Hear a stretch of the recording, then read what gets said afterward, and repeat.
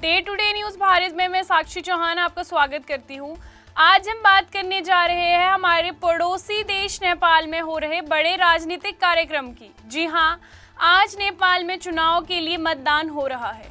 ये चुनाव इसीलिए बहुत महत्वपूर्ण है क्योंकि पिछले साल हुए बड़े जन आंदोलन के बाद ये पहली बार है जब देश में नई सरकार चुनने के लिए जनता वोट दे रही है।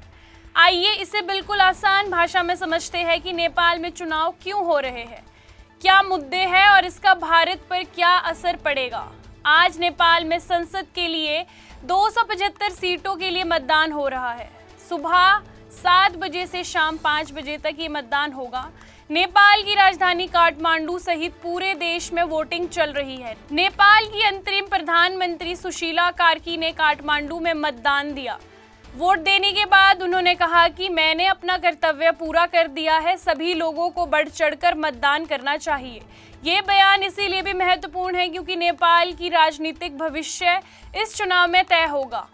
सबसे बड़ा सवाल, अचानक चुनाव क्यों हो रहे हैं? इसके पीछे सबसे बड़ी वजह है 2025 का युवा आंदोलन। नेपाल में युवा, खासकर जेनजी यानी नई पीढ़ी ने बढ़ चढ़कर विरोध प्रदर्शन किया था।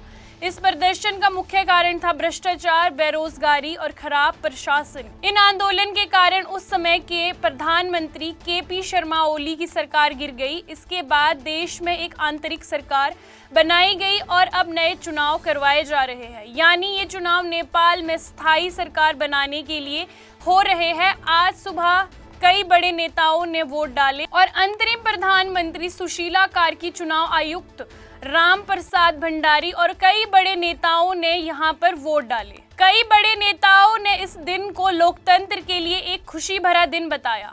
राजधानी काठमांडू के कई मतदान केंद्र में लंबी लंबी कतारें देखने को मिली।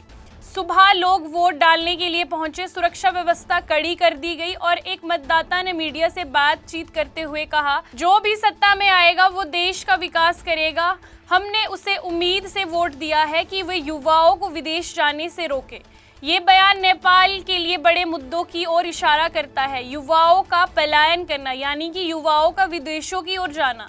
इस चुनाव में एक दिलचस्प चीज देखने को ये मिल रही है कि नेपाल के बड़े शहरों में रहने वाले लाखों लोग अपने गांव पहुंच रहे हैं और वोट डाल रहे हैं। करीब 8 लाख लोग काठमांडू घाटी छोड़कर अपने गांवों की ओर चले गए।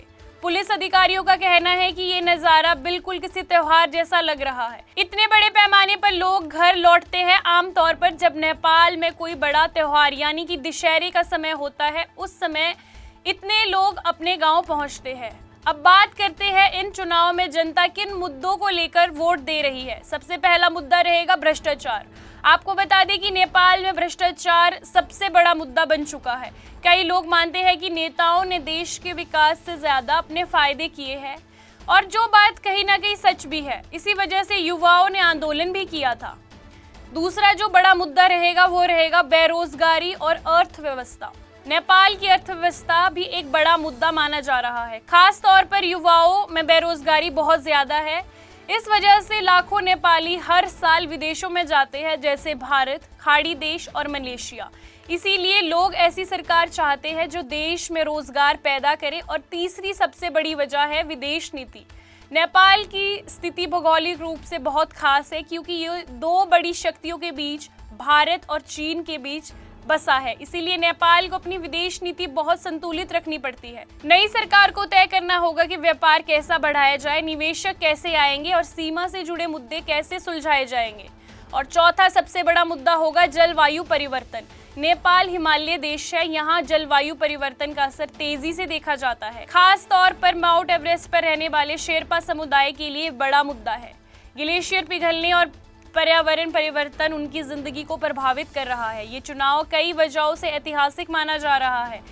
इस चुनाव के बाद नेपाल में पूरी तरह चुनी हुई सरकार बनेगी। इस बार कई नए युवा चेहरे भी मैदान में नजर आए।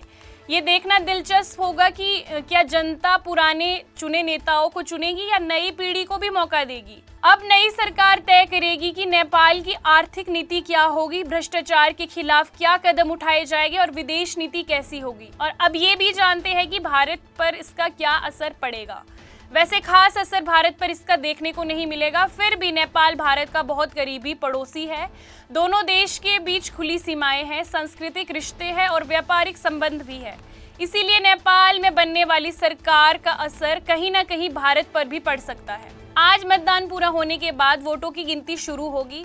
कुछ दिनों में नतीजे सामने आएंगे। इसके बाद तय होगा कि नेपाल का असली प्रधानमंत्री कौन होगा और देश की राजनीति किस दिशा में जाएगी।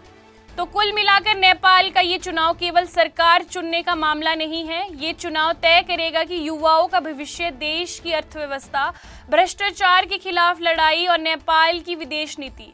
अब पूरी दुनिया की नजर इस बात पे है कि नेपाल की जनता किसे सत्ता सौंपेगी। आपको बता दें कि day to day news Bharat निष्पक्ष तरीके से पत्रकारिता करता है। हमारा कोई भी रिपोर्टर फील्ड में किसी से कोई उपहार या विज्ञापन स्वीकार नहीं करता। हम हमेशा दबे कुचले लोगों की आवाज बनते आए हैं और आगे भी बनेंगे। खबरों का सिलसिला यूं ही रहेगा जारी। बने रहिए day to day news Bharat के साथ। नमस्कार।